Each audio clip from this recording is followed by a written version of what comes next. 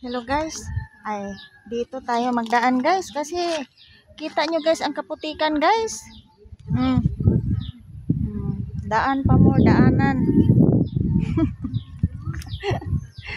Ay dito tayo magdaan sa Kasagbutan guys. Ayan ang ano natin, update sa bahay natin guys.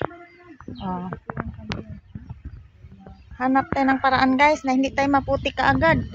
Yung pag apak pa natin, putik kaagad na pag start pa lang natin sa paglakad. As you can see guys, wow.